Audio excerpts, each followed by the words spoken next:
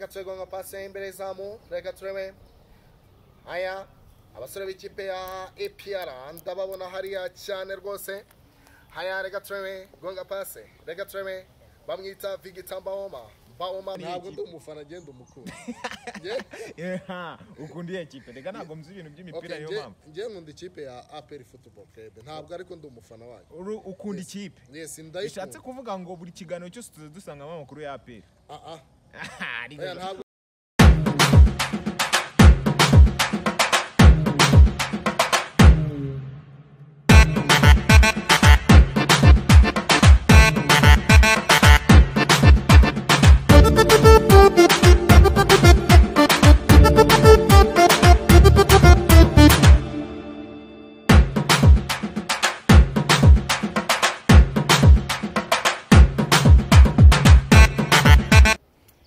my people, it's your boy Junior, aka publisher, creator, motivator, Mr. Boom. You know that I love you from beginning to the end.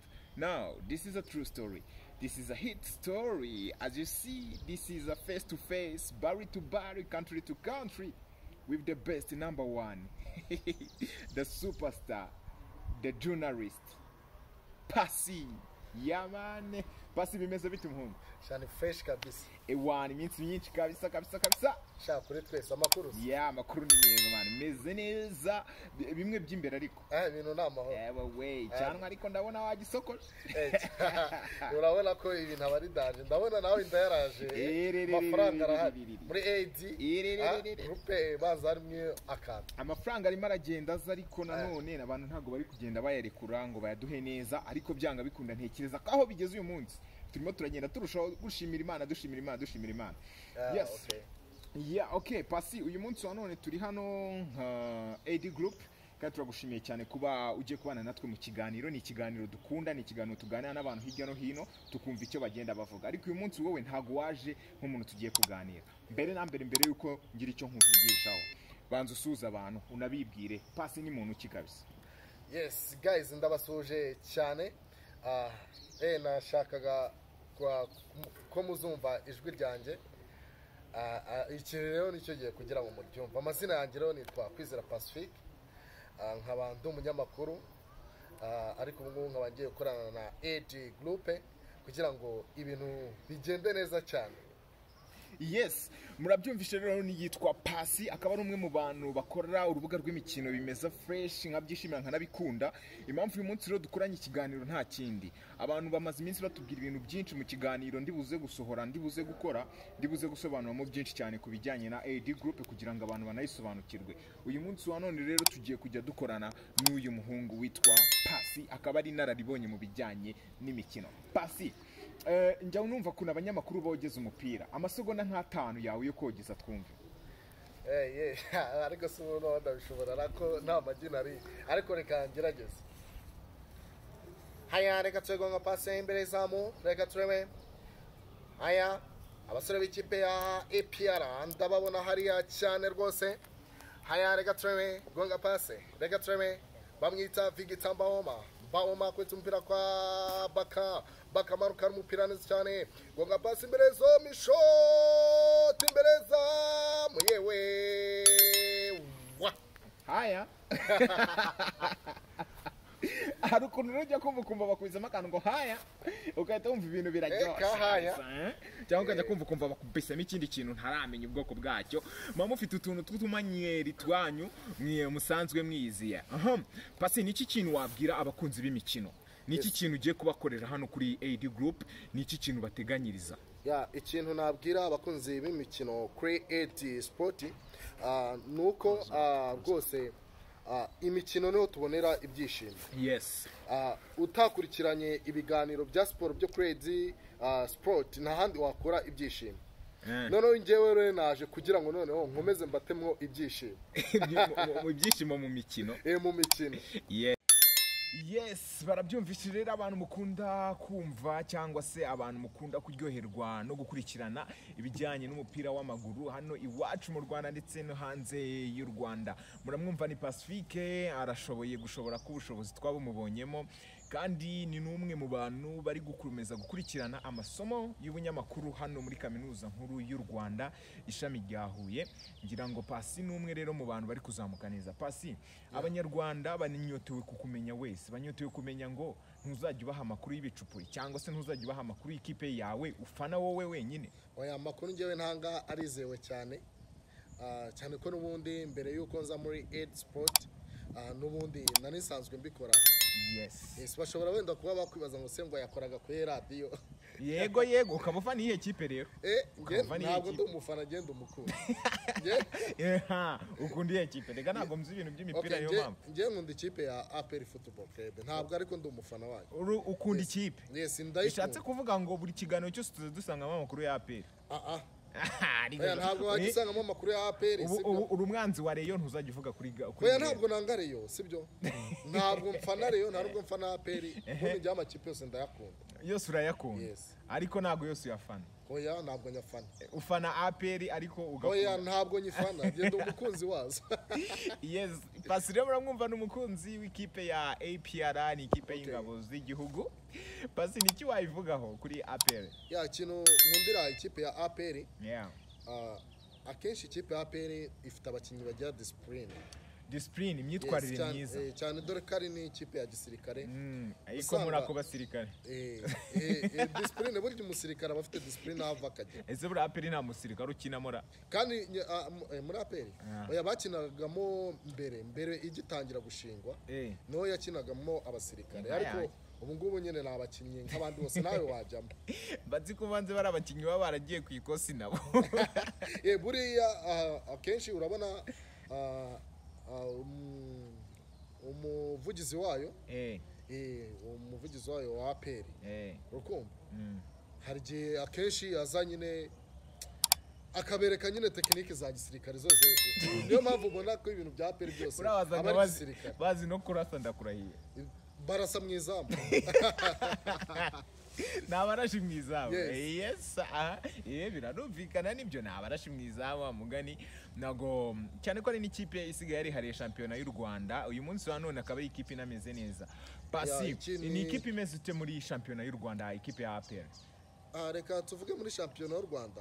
Muri shampiyona y'u Rwanda ni ikipe rwose igaragara neza, itwara ibikombe, ariko byagera ku mikino mpuzamahanga nyine tukongera tukayisanga iwacu mu Rwanda. Ariko iki ntabwo kiri ikibazo cya APR, kiri ikibazo cya shampiyona yacu, shampiyona y'urwego rukiri hasi. Kuko iyo aba ari urwego ruri hejuru, tuba tubona ajya guhangana n'izo za Mamelodi Sundowns,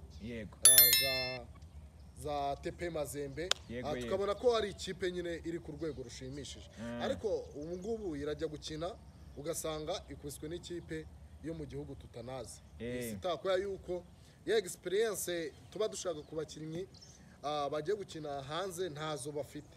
Ese nk'abantu badakurikirana umupira w'amaguru mu Rwanda, uyu munsi wa none wababwira iki kuri APR iri ku mwanya wa kangahe muri shampiyona? Ubu ngubu ni iya mbere, irusha Rayon Sport amanota 12. Inka yanjye ndakurahiye. Yatwaye n'igikombe, igikombe cyaragiye, basigaje gukiya ku mukino wanjye. Shampiyona itaha si yashize, si APR yari yagitwaye n'ubundi irusha Kiyovu amanota nkangahe nk'abiri. Yarusha ahubwo inota rimwe. Ibintu ushize yari irusha hasi Kigali inota rimwe. Ahubwo byari binganye, ariko APR irusha ibitego mu gihe cya Covid. Nk'umunyeshuri rero wiga itangazamakuru, cyane ukaba ukunda ibintu bijyanye n'imikino, byaje gute kugira ngo ukunde imikino? Ni iki kintu cyaguteye kuvuga ngo ngewe nzakora itangazamakuru mu bijyanye n'urubuga rw'imikino?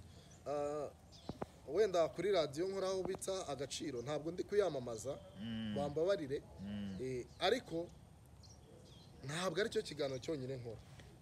Nkora ibiganiro bibiri n'amakuru asanzwe, gupresenta amakuru cyangwa se kuyaripotinga. Ubu ufite udukuru twa danje tugiye dutandukanye hariya rwose, wagenda udutamo natwe tukagenda twirebera ngo wagwane. Yego, ariko kuri inshuro naje muri Ed Group kugira ngo noneho nisanga muri Ed Sport. Uba kupita sport zigiye zitandukanye kabisa. Ed Group ifite abantu benshi bayikurikirana kandi bifuza no kugenda barushaho kugenda babona amakuru, nkuko imwe muri intro yacu cyangwa se publicity ya channel yacu ibyerekana na makuru yose amadocumentary imyidagaduro muri rusange twebwe ntago tujogora ariko uyu munsi wa none Pasi tumuzanye kugira ngo ajye abana natwe ahanini tugiye kujya tunabakorera ibiri live cyane Pasi muzajya mumubona rwose yarunze mu tujezi nubwo no munsi yaje nta kajezi ntaki uyu munsi naje nta kajezi ariko hari igihe utanzarunda nta kajezi reka ndeke kuvuga ekipe kabisa bishatse kuvuga ngo rero uyu ni umwe mu bantu bacu tugiye kujya tubana umunsi ku munsi muze kumwakira muri comment muze kugira byinshi mu muvugaho kugira ngo turusheho kugenda duteza imbere entertainment. Yes Pasi bakwitege kuva kwa kangahe cyangwa mbwira banyitege buri munsi bakwitege buri munsi nuko bitagashobotse kubera amasomo tuba dufite bakanyiteze buri saha mbo uzajya ugeza abanyarwanda ni ingingo zingaho uzajya ugeza abanyarwanda mu kiganiro cyawe ziterwa ariko akenshi twibanda ku makuru yo mu Rwanda ayo muri Afrika ndetse nayo ku mugabane w'Uburayi byanga bikunda urumva buri gihugu cyose uzajya udufiteho ingingo nzamba mbafiteho ingingo icyo twebwe tubasaba no kujya badutega amatwi bakadukora subscribe ndetse na like na comment natwe tukabavira umuzini muzingo turabatamo nyamara abantu muri bamuvuga yica no hazashya cyane ko turi no mu rugendo rutoroshye rwo gushaka bimwe mu bikoresho by'ingenzi harimo nk'amakamera kuko turacyakenye kabisa turacyari hasi nekeza nashidikanya ko mugiye kujya mubonaho nimero kabisa iyo nimero wayandikira ukayivugisha ubufasha bwawe comment yawe yose ukatubwira uko byifashe kabisa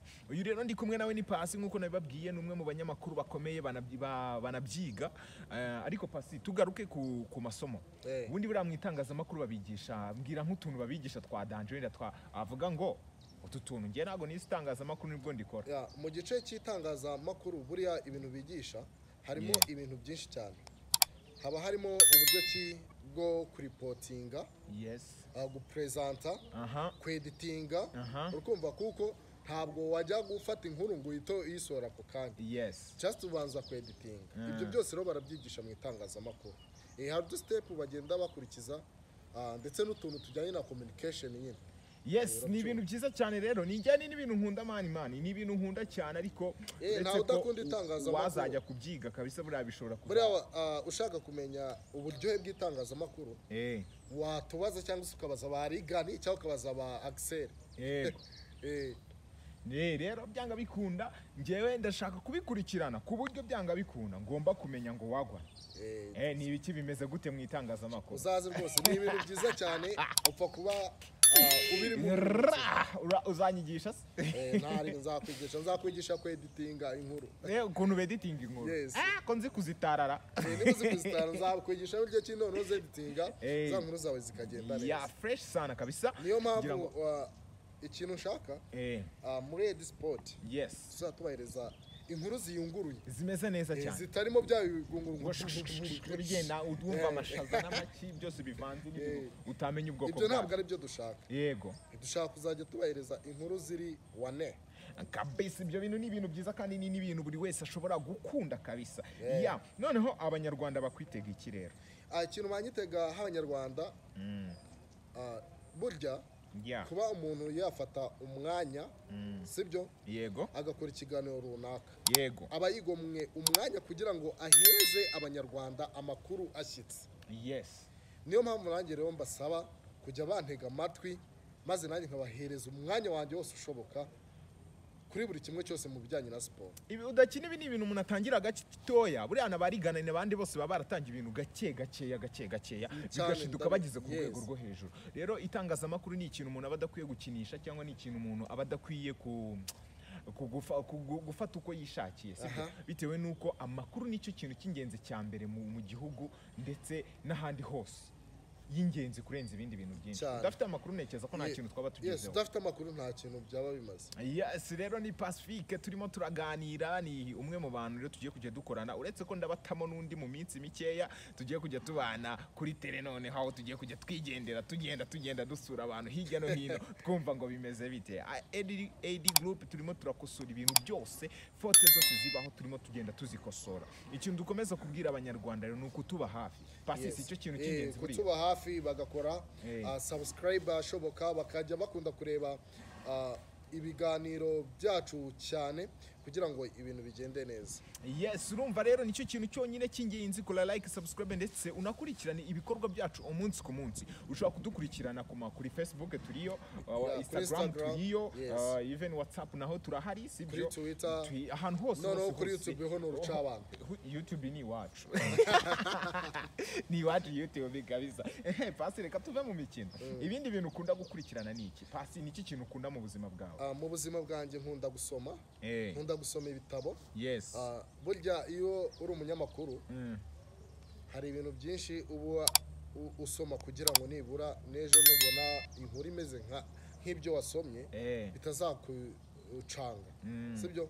Nkunda gusoma ibinyamakuru cyane. Yes, nkunda gusura website z'imbuga runaka ngasoma, sibyo? Yes, ibitangazamakuru bigiye bitandukanye ngasoma ibintu nk'ibyo. Ntabwo ngewe amakuru mvuga, sibyo?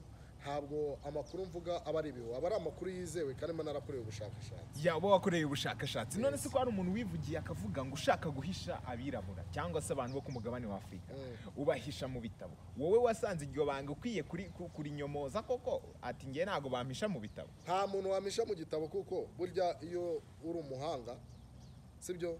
Iyo uri umuhanga mu bintu by'amakuru, sibyo? Ubu ukwiye no kuba wamenya ikintu kimwe cy'ingenzi. Gusoma nicyo kintu gishobora kuba cyatuma ufunguka mu bwonko. Kikagufasha kabisa. Ni ibintu byiza cyane kandi abantu mujye mukunda gusoma aya makuru yacu kugira ngo tujye kuyatara tuyazane. Ni ibintu biba byadusabye umwanya munini. Nanabwira abanyarwanda ko ari ibintu byiza cyane. Mu minsi mike rero Pasi araba ameze neza kuri ID Group. Gusa ndakeka ikindi kintu ushobora kuba nkunda wenda, sibyo? Nkunda abanyarwanda. Ukunda abanyarwanda? Ubwo iyo mvuze abanyarwanda mba nkunda igihugu cyane. Ukunda igihugu? Yes, of course. Nakwemera nkanacyitanga. Ariko u Rwanda ni rwiza man. U Rwanda ni rwiza. U Rwanda ni uruyange. Umuntu utaba mu Rwanda abahehe. None iyo bigeze mu guha amahirwe buri muntu wese agakora icyo ashoboye, aba ari ibintu byiza cyane. Hari abantu benshi bakomeza kugenda bibaza ibibazo bigiye bitandukanye Pasi, bakavuga ati ubundi igihugu cy'u Rwanda muteye imbere, sibyo? Yego. Ariko abaturage murashonje, abaturage mufite inzara. Ibyo bintu wowe byumva uti? Ntabwo dushonje. Nta n'inzara dufite mu gihugu cyacu. Reba ukuntu ungana wa mugani. Ahubwo reka nkubwire, dushonje mu mutwe. Dushonje mu mutwe? Reka nkubwire ukuntu dushonje mu mutwe, sibyo? Dufite mu mutwe hafungutse amahirwe leta iduhereza, sibyo? Amahirwe abayobozi bacu baduhereza twakayabyaje umusaruro. Ariko umuturage azagenda yicare hariya yumve neza ko umuyobozi wo hejuru azaza akamwerekera.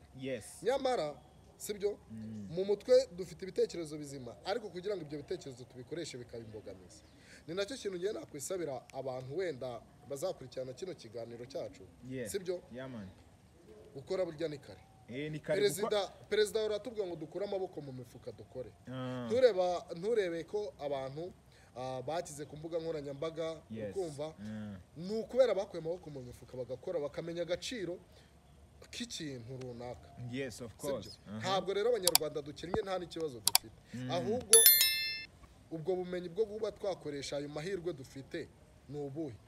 Ni ubuhe wa mugani? Ibyo byo wa mugani perezida ahora tubwira ko udakuye amaboko mu mufuka ntacyo wageraho. Nta na kimwe, kandi niko kuri kuruhari. Hari umunyamakuru wo kuri yitwa gutera ukora ikiganiro kazi ni kazi. Pascal Nyandwi yaragikora. Na wa mu mama n'umumama sizi izina rye ndaryibagiwe. Ariko nibure yumvishe ubuhamya abantu bagenda batanga ukuntu bagiye batangira ku giceri cy'ijana, aba ari ibintu bishimishije cyane naho bageze. Ni ibintu byiza cyane kandi ni n'ibintu biba bikwiye kuza bigafasha umuryango mugari nyarwanda kabisa. Pasi turimo dusoza, turimo turangiza ikiganiro kugira ngo dukomeze n'ibindi, dore ko AD dusigaye dufite akazi kenshi cyane. Ndagira ngo abanyarwanda abantu muri rusange bakunda urubuga rw'imikino, abantu bakunda imyidagaduro cyane ndavuga kuri Central ngiye kuza gukoramo y'imikino. Ni iki kintu, ni ubuhe butumwa ugiye kubasigira ubundi ukahita ubasezera tukigendera? Ubutumwa nabahereza ni uko aid group ndetse na aid sport bakunda sibyo twe dukunda abanyarwanda niyo mpamvu buri gihe cyose tuba twifuza kubahiriza ibintu bishyashya buriya ugiye ku mbuga zacu wajya ubisangaho barajya babisangaho niyo mpamvu umwanya wose tubonye sibyo tutari mu gihe wenda cy'amasomo cyangwa se n'ibindi bihe twemerera kuba twakora ibiganiro sibyo tuzatubahereza umwanya wacu wose ushoboka. Wow, that's good. Ni byiza cyane kabisa ubwira abafana b'imikino ati mukwiye kuza gukurikirana AD Sport mugakurikirana amakuru tubagezaho umunsi ku munsi. Yes, muri kumwe nanjye rero Junior Iradukunda Pasi turagushimiye cyane twizera tudashidikanya kugiye gukomeza kubana n'abanyarwanda muri siporo. Pull up kabisa. Naye ndabakunda kandi ndabashimiye. Thank you so much.